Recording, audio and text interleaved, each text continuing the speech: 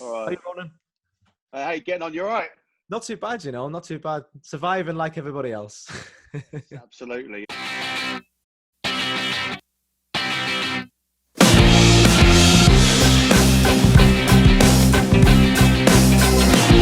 Welcome to the Need to Know Music Show with me, Ronan McManus, here on Switchblocks TV. And I'm joined today by an artist who shot to fame with X Factor and has continued to make great pop music ever since, all the while adding more strings to his bow, acting on both the stage and screen. Delighted to be joined by Shayne. How are you, mate? I'm not too bad. Yourself? I'm good. Yeah. So what's 2020 been like for you so far? It's been a wonderful, productive year for us all, hasn't it? I think we can all agree that we all feel the same about it. Like confused. Yeah. Really, really confused. But weirdly enough, there's a lot of positive that's kind of come from doing everything at home, which I'm sure you can agree yourself. Yeah, I think there's been a kind of it's been a time to sort of reflect, and then a sort of a time to actually get some stuff done. Maybe you've been thinking about doing for a while, and that kind of thing has been quite good. Yeah. So what? Well, first of all, what plans were ruined by COVID-19 for you, and then what new plans emerged? The first thing, what plans were ruined? Like every other, it could be actor, singer, whatever. It was just basically jobs that were already in the books to be doing. I'm bored, literally just there, and I have 40 dates on there that I had through this year. Lots of them as gigs, even auditions and things like that. And naturally, when everything stopped, it was like, okay, what's going to happen? So yeah, I think just like I said, being at home, and then everyone had to try and figure out like, how and when are we going to be able to get back in the industry? Because we all know with the arts, we've not been given anything really, have we? No, and we've all had to kind of figure out ourselves, and we know how important the arts are, what I mean, exactly, and what we do. So yeah, what we've had to do is just to keep obviously fans who are obviously scared of what's going on as well, and people that have spent their hard-earned money on to come to shows, just to reassure them that shows will be getting moved to next year. But again, that's out of our hands because we don't know how long this is going to be for, Exactly. Sort of feel like you've got to put the dates in the diary, but whether they get pushed back again, that's literally it. And come next year as well, like touch wood, if like let's hope it this all passes sooner rather than later. It's going to be who gets the spot filled first, you know what I mean? Because it's going to be, but it's going to be thriving as well. People are going to want to go out now to go out to all these shows that are going to be out there in arenas. And again, we don't know till probably, I don't know, April, May, June. So we'll see. So you said you had some auditions as well. So you have more plans for more. I mean, we'll get into some of the acting you've done, but just generally, what have you? So you were getting into more acting this year, possibly. Yeah, it was more to be to the latter end of the year anyway, and that's unfortunately where we're at now. Yeah.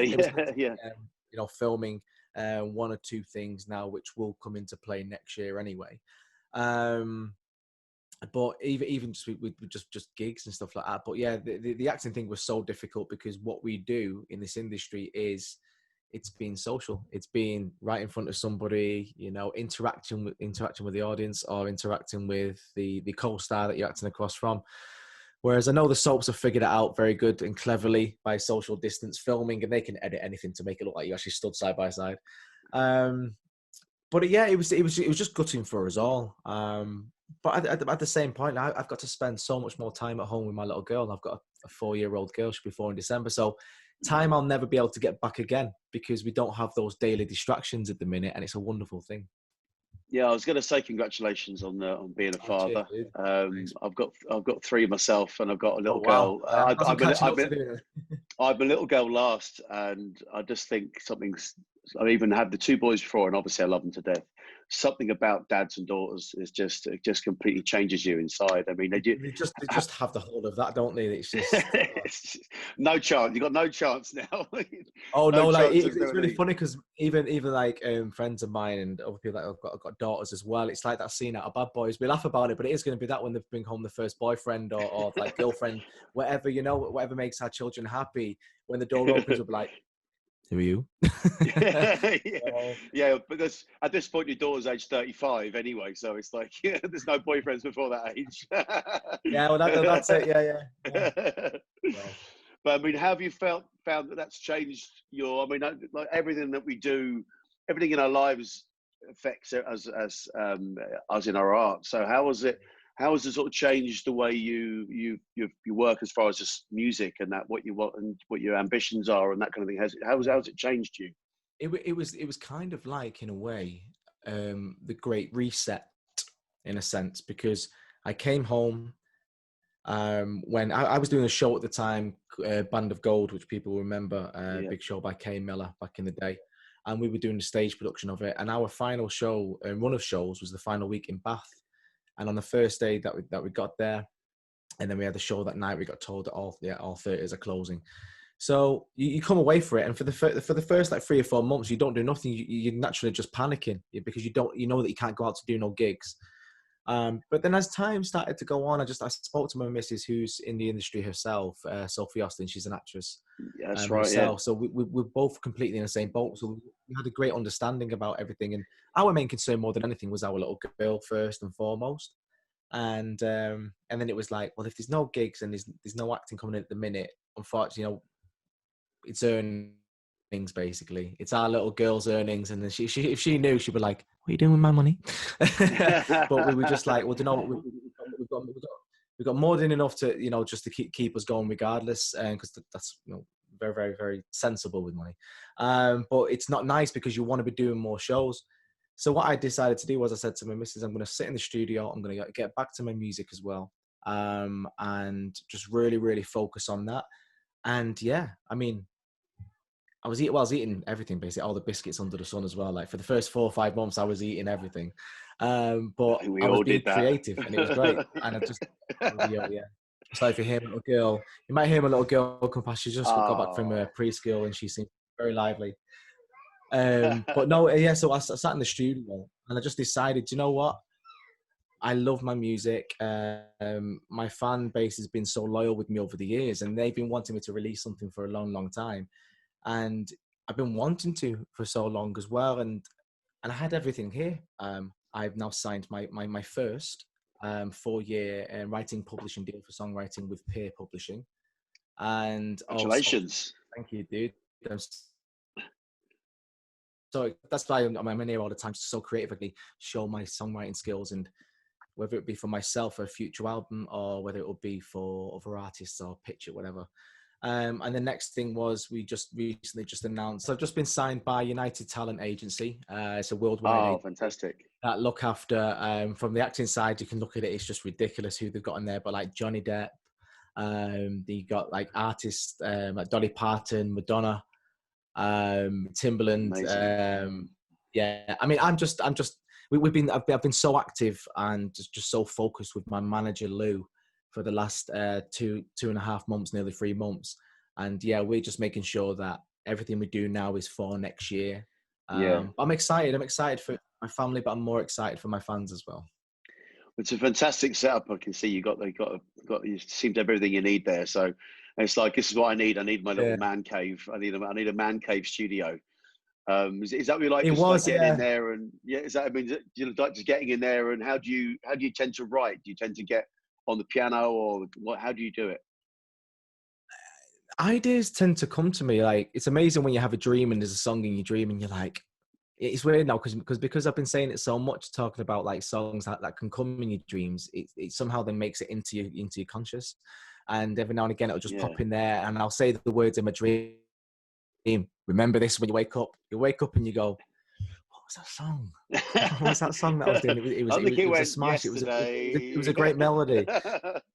Yeah, exactly. Yeah, that's how that came about, isn't it? That's a Paul McCartney famously. Do you know what I mean? So for me, it's more. I can just be in the kitchen. I could be making a cup of tea or coffee for the missus, and she'll probably hear this and says, "He doesn't make me nothing." I do. I make it all the time. But I could be making a coffee and a bit of melody would come in, and I'll just say, "I've got to go for a minute," and I'll run in here. I mean, I'll get it onto my voice notes on my phone, and then I'll come in here straight away and get my microphone and just press record, and I'll get that melody down, and then I'll just work my way around it. So. Yeah, I do that. I mean, they love that when you just disappear off and like, wife comes home sometimes. She's a nurse. She comes home sometimes and she's like, the house is a complete mess and nothing's done. I'm like, she's like, Yeah. what have you done? I've written a song. It's like magic beans, Jack and the Beanstalk. You know, it's like. But they say, well done to you, but look at the house. But look at the house. Now get the dinner on. Yeah, exactly. I think we just like need a boom mic and a recorder so we can just multitask. Yeah, exactly. Yeah. I wanted to ask you about your childhood and your musical upbringing, because I know you're from an Irish family, the same as myself. And music's such a huge part of Irish culture. And is it something that was there around you, or what was it like your upbringing in terms of music? It was amazing. My family has always played music as far as I can remember. I'm one of 7 children. I got 3 brothers, 3 sisters, a twin sister. So yeah, Irish and country music was playing all the time. You know, you got the Dubliners, you got the Wolf Tones, you got Foster and Allen.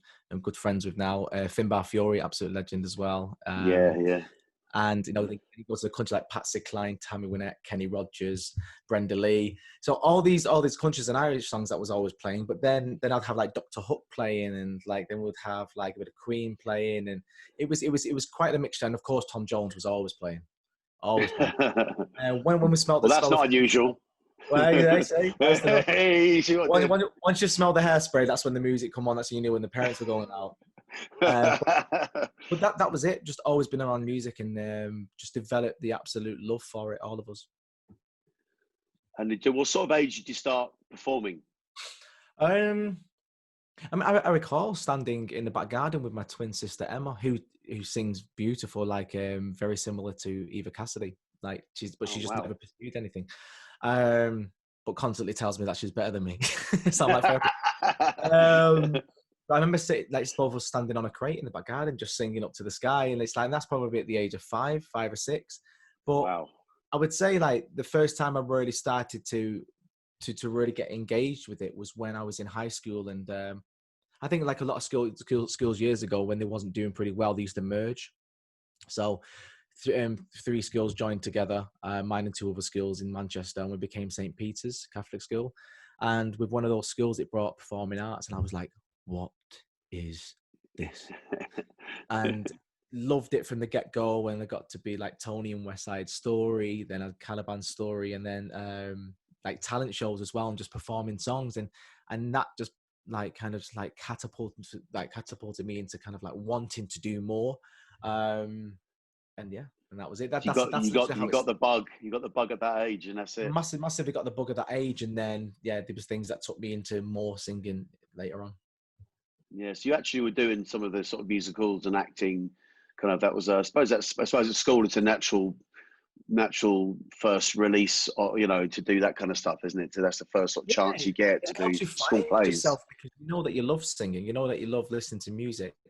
But when you go into something like that, you can see other people and you're like, oh, they like what I like. Oh, they're doing what I'm doing. And you just completely vibe off each other, feel each other's energy. And I loved it. I think everyone, if they went to a performing arts school or class, they remember their teacher. Mine was called Mrs. Kennedy. Hey, Mrs. Kennedy. She was a legend. So yeah, I can say that she kick-started a lot for me, definitely. Excellent. So then, I mean, we'll mention X Factor. You're probably sick of talking about it, but not at all. Very proud. Actually, just in the background, because I'm actually starting to redecorate in here. But I had all like discs and things in the walls that you'd normally put in a man cave, and just here. So this wasn't set up, by the way, guys. Simon Cowell. Is it Simon Cowell? Or just off screen? It's actually my winning moment I've got there. It's so good, like literally. But no, ask away, dude. Very, very, very proud of that moment in time for me. So what was that? I mean, how did that? Obviously, it's a massive pressure situation. I mean, it was, what year was it? 2005. I mean, that was 2005, wasn't it? It was the second series of X Factor, so it was really early on.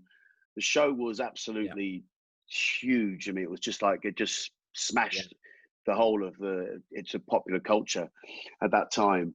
What was it like being in the spotlight of that at that time? It was strange. It was amazing. It was scary. I mean, you smashed it, in fairness. Exciting. Oh, thank you very much. Then. Thank you.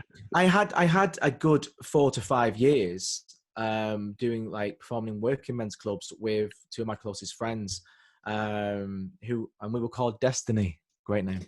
And yeah, she's called Tracy Lyle, and then Tracy Murphy, and they're a couple, and they've been doing the circuit now for over 20 odd years. And I joined them when I was 16. And yeah, they took me to Germany to do the army barracks and things like that. And what was great about that is that I was able then to learn my craft, because a lot of like great singers that are out there that are from that ilk will tell you it's not easy to perform in something like a workman's club, because if they don't like you and you don't engage them, they will let you know, and then you will not be coming back on after bingo. You know what I mean? Yeah. Yeah, so my dad did a lot of that. My dad did a lot of that in his late years. He was a singer, and he did all the working men's clubs. Yeah, so it's a tough old station. Like it is like you'll get if they want to throw you a dirty look, like if you sit in someone called Jim's seat who's been sat there for 40 years. I did that. I came down after the first 45 minutes with the two girls, and we sat down with three-piece harmony trio, and I sat in Jim's seat, and a woman says, "Excuse me." I said, "Yes, love." She's like, "Jim's been sat there for 45 years." I was like, "Well, his backside must be killing him." She was not impressed. And she said, "Go." Get out. Red card. I did. Red and card. for that next 45 minutes, literally for the next 45 minutes for the second half, when we come back on, I made sure I made a beeline if it was a love song or something, or a dancey song, to get her up and dance. She forgave me, but this is many, many years ago. But she could be angry with you. Best times of work. Exactly. But that was my first thing. You having a joke with him, but it was all banter as well. She wasn't angry. It was more kind of like a joke. Yeah. I miss those days, but that set me up for the X Factor. I'm not saying I was majorly prepared, but I was 21. I was at a good age, and before I knew it, it went so fast. Yeah, I just remember walking in my first audition, sung "Sacrifice" by Elton John. My second song was "You Make Me Feel Brand New" by the Stylistics, and just sung the song the best I could. And that was the thing that I adapted. That's all that I focused on every time I got through the rounds, was just sing the song the best I can. What will be, will be. And before I knew it, I was on the show. And that was the craziest time for me, because all my family and friends were so proud. I knew it was the second year of the show. It was relatively new. But my God, what a journey it's been since. I'm going to say, because you come out of the X Factor into just kept, there's a little period up until say like 2011 where you had the sort of first, it was all music. It was all about making albums and getting out there and gigging and all that kind of stuff. What was the sort of highlight of that period, that time period? Because I'm sort of only picking that because 2011 you go into the musicals and do some stuff there. You sort of diversify a little bit, but that initial post X Factor period, what were the highlights of that time? Oh wow. For me, this is even before like the whole social media digital age that we live in now was anywhere. If you wanted to find out what anyone was doing, it was either you watch television or Digital Spy or MySpace, if you had a MySpace account. MySpace, yeah. Do you know what I mean? Yeah. So that's whereas now I used to spend 6 months of the year in Asia, and no one would know that. So if I went quiet in the UK, if I wasn't then recording the next album, because it was a 3-album deal with the label, I would spend doing a lot of shows and promoting and building. I guess, it's the brand, isn't it? And when you sign to a label, you become the brand as well. So I was in Malaysia, Taiwan, South Korea, Hong Kong, China, Vietnam, Philippines. What's that just like? all over, and it was incredible. It was amazing. I mean, very good. And I didn't bring any of my family over at that time, but it's a whirlwind, isn't it? You're over there, you're performing. For me, I was always so humble, because I'm like, I'm in a different country and they are coming to the show. They want to see me. You turn up in the airport, which loads of artists will say the same. The first time they go to a different country and they go to the airport and it's just filled with people because the show's so big. You just, you just can't believe it. You're taken back, like they're here for me. And that it gives you even more hunger. So the fact I got to travel the world and meet loads of new people, and yeah, I just had so many. I mean, how many people? How many people travel with you? What was the sort of bubble? Yeah, it was only a small entourage. If I was doing a show, it would be everywhere. Every show I do, I always make sure I have my sound engineer, because my sound is everything. It determines your next show, bottom line. Yeah. And I'm a stickler about that. So it'd be sound engineer. If I'm performing, like you can have, your backing track in terms of just music in general, but I'll bring a live guitarist as well just to change it up. I'd have a backing vocalist, and I'll have my tour manager. And I guess back in the day, you'd probably have like a label rep or something like that just wanted to go. Yeah. We'll come, we'll watch everything for you, Shayne. We'll look after you. Jolly up, yeah. Exactly, yeah. Started getting into musicals then in sort of 2011 sort of time. What was that? How did you have to adapt your singing style, or was there something that big, or did you kind of draw on your school experience? I mean, you're obviously a lot older at this point, but how did it differ? Well, the thing was, it was my old manager at the time, and he approached me with Rock of Ages, and it was one of those dodgy filmed in the top tier in America where you shouldn't be filming. Someone sent it to him and said, "This is a great show. It's on Broadway." And if anyone had seen Rock of Ages, it was brilliant, set on Sunset Boulevard, and it was just full of like Ariel Speedwagon, Bon Jovi songs, and Journey, and just everything. The Final Countdown was in there, and so classics. Yeah, and when it come over, my manager just said, would you like to go for an audition for this? I said, let me have a look at it. I said, well, I'm not a rock singer, and if you're going to do a rock show, you've got to have something to back it up. Now, my voice can be quite gentle, but then I've got all my falsetto, but I know I can push, but your limits. So for me, I was like, well, absolutely, because I always wanted to do acting as well. And I always believe that you don't know if you're any good at anything unless you try it. Simple as. And the worst you can get is a no. So I went there and I learned the songs they wanted me to learn, and then I did the dialogue, and then I did it, and it was quite nice because the casting director was like, "Thank you, Shayne. That was great." And to hear that, I was like, "Thank you." And he went, "Now can you do it in American?" And I was like, like, you do it in an American accent? I was like, "It's American." Ah, okay. I'm sorry, I didn't prepare it in an American accent. Rather than like they'll probably say, "Well, can you just do it now?" And I'm like, they went, "Well, if you like, well, you're gonna come back." And I was like, "Oh, great, yeah, I'll come back. Of course, yeah, I'll learn it now properly, American accent." I didn't think, I'm so sorry. Went away, and I was on YouTube for days looking at like American accents and stuff, and the character I ended up playing was Stacey Jacks. And what was great about it was that, because it's so like obviously the Irish going over to America years ago anyway, it's so mixed, and you know yourself with the Irish accent, you can go into it, and it's more like an American accent, and you can get like in between the two. And I thought, don't judge me by that accent, by the way, guys. I just try to mesh the two, American and Irish a little bit. God knows how it sounds, but I did it, and luckily enough, my character was drunk all the time because it was beyond his heyday. He knew he was the biggest star in the world. He had still the glam rock makeup on, the big hair. So I acted drunk with it, and I made it more kind of like a slur, and it never got picked up, which I'm kind of guessing they thought, yeah, it worked. It's done all right. Yeah. Take that win. That. Yeah, exactly. So that was the sort of musical stuff you were doing. I did the War of the Worlds for Jeff Wayne as well. You're going to say you did the other one as well, yeah.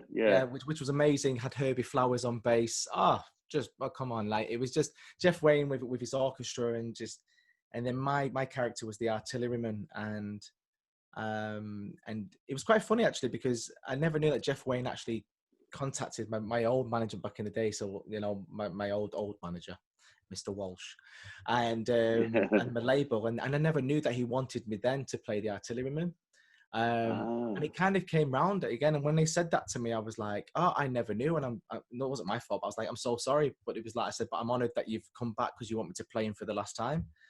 And I did. I played the artilleryman, and if anyone's seen the show, you've got a hologram. It was Liam Neeson, and I got to be, obviously it was the hologram, but I was able to kind of interact with him, and great songs, and what a great experience with a load of fantastically talented people. So yeah, two different things as well. Like that was like 20 minutes of dialogue. Ridiculous. So right. So that was a great experience. That it sounds like, great for my confidence. Yeah, definitely. Yeah.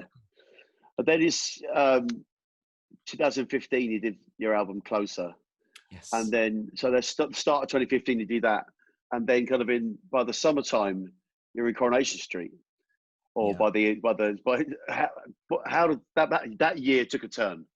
No, massively. It happened like that. So I didn't want to click too fast. I clicked the microphone in case everyone went, It happened like that. We'll put it in after. We'll put it in post. Oh yeah. Sorry, can I get the Batman pow and all that? Look. Pow, pow. But no, literally, I was working on the album. I was writing it with Mike Stock, and it was a lot of great songs there with other songwriters as well. Really, really proud of the album. Really proud of the bulk of work, and it was all for the fans as well, because it was fan funded, that one, because they wanted another album. And it was great, and I was so humbled by that. Yeah, and me and Mike created a great album, and then out of the blue, there was a call to my management that Coronation Street casting department want to see me. And I'd tell you how it came about, in a sense, when that phone call came. It was because on my social media, there was a lot of fans congratulating me on my new role. And I'm thinking, oh, working on a new album maybe. And it was like, no, congratulations on your new Coronation Street role as the bad boy. And I'm thinking, I'm not in Coronation Street. So I Googled bad boy Coronation Street characters, and I was like, okay, there's a bad boy in it whose character's called Callum, who got killed by the Platts. And his name in real life is Sean Ward, the actor. And I've gone, I get it. Sean Ward, Shayne Ward, very easy mistake. And because it generated a lot of interest and a lot of people talking about it, it got to Coronation Street, and then that's how they approached my management. So mental, I know. That's mad. Everything happens for a reason, for sure. Yeah. And my manager said, would you like to go for it? And I said, 100%, because you never pass up an opportunity for something like Coronation Street, a legendary show, an institute, 50 years, and just an amazing company to work for as well. Well, you must be tempted to go and try and find Sean Ward's parents to say thank you for calling your son Sean. I did that to you yesterday, and wrote this story, and I says, actually, I've not even thanked Sean yet, but cheers, Sean. Sean was great in Our Girl. He was in Our Girl for many, many years, with Michelle Keegan. So yeah, cheers, Sean. You know, the wards. Up the wards.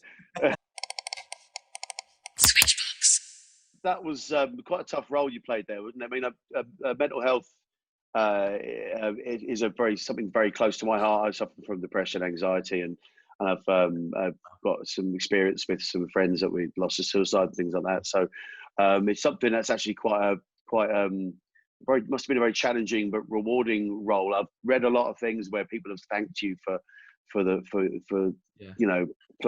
portraying that in such a high profile setting. Yeah. I mean, what was that like to do that? I mean, what was that like to play that role? Even just hearing you talk about it, like there is, for me, it was instantly scary, because when I agreed to take on that story, first of all, when you get approached by it, you know that they're thinking of doing obviously this storyline for Aidan. It's a complete mixture of emotions. I spoke to my mum, I spoke to my partner Sophie, and said, "How would you feel if I did this?" And their instant reaction was like, "No, because we love Coronation. You're great in it, and we don't want you to go." And I had to go away and have a good think about it. And I was speaking a lot to Kate Oates, who was the producer at the time, and I just knew in myself. It was like I thought, I feel like I'm never going to get this opportunity again to be able to tackle such an important taboo that needs to be spoken about a hell of a lot more. And I just knew at that moment that I didn't want to pass it up. So I said, yes, I'll do it. Knowing that, you know, yeah, of course, I'm never going to be able to go back to the show unless they do a Bobby Ewing and put me in the shower and it was all a dream. Out through the plug hole. Back in the day. Yeah. Do you know what I mean? Can you imagine? It was all a dream. But for me, it was more, I knew that when I made that decision, it was the right decision to make. And then came the seriousness of, okay, right now we need to do our homework. Now we need to, because one thing that's been recognised as well by the public is just how well it was handled. Because that was the scariest thing, is that you have to handle it with such care and delicacy. Yeah. Because it is real and it's affecting people now. You know, we all know someone, like you just said there, and a lot of people that do suffer with depression. So, and we worked closely with Calm, Mind, the Samaritans, met with people, unfortunately, that, you know, I've lost someone through it. And then when that final month come to shoot those scenes, it was difficult because, like you said, we just didn't know how it was going to be perceived. But as got received so well, didn't it? I mean, we got awards for the. Yeah, which you know, it's like, and it was nice, you know, that of course it's incredible to be recognized like that. But that wasn't the objective, you know, which was right for us. We was like, that's what soaps are there for, to tackle all these subjects. And it was done incredibly, and it was moving. It breaks my heart now, even just to watch it. Like I was preparing my show reel, my new show, because I did future things like films and stuff just recently. So I'll just, you know, editing some of my new parts in there, and I'm coming across my final scenes, and then you watch it and you're thinking, because you have to go to that place for that person at home who, you know, who heartbreakingly is going through something similar, who has those thoughts. You have to make sure that, especially me in that final scene, I was in a place that I hope I never have to be. And when I created that final scene with Kate Oates, because the final scene was just meant to be the pub, the camera was meant to pan to Aidan, and that was it. But I said, can I please, then when it pans to me and it goes dark, can it then come out and I'm back in my, which is basically my home, my prison, my head, which is back in the flat. And it was scary because I've still got so many people now that tell me they've been there, that when they watched that made them talk. And then when a lot of people, when they watched the aftermath, which was incredible scenes as well, to see all the different reactions from people, which is totally right. Everyone reacts in different ways. You know, my dad was broken because he's the one who found me. My sister was the one who basically had a go at me, like, how could he, selfish, you know, but it's all that mixture of emotions. And it was just, yeah, I mean, just humbled and honored that they trusted me with that task. And yeah. Well, yeah, it's even talking now. It yeah, I fills me can up see. because I Yeah, know I meet so many people all the time. I get so many messages on social media. yeah. No, it's something that I think that it's. I mean, raising the awareness and, as you say, breaking down the taboo of talking about it is something that's it's getting better. We're getting better at it, you know. And I certainly think you aided that. So fair play to you. Well done for that. Oh, thank you very much. I appreciate that. Thank you. But obviously, as good as it was, it left you out of a job. It did. So I know, and it did, and it was heartbreaking because, like I said, even that month leading up to it, I was in certain scenes in the bistro, and just before take, I'd break down crying because I knew of the pressure of this storyline. That was already a huge weight on my shoulders because I wanted to get it right, because I wanted to help if I could in any way. Then it was the thought of, I'm leaving a great job, and then I'm looking at the table of the people that I've called my family for 3 years. And I'm looking at them thinking, not like I'm not going to see you again, but it's like I'm not going to see you every day again because you see it's them a every different day. thing, isn't it? So it was a lot of emotions. But yeah, and then when I had no job, it was like, right.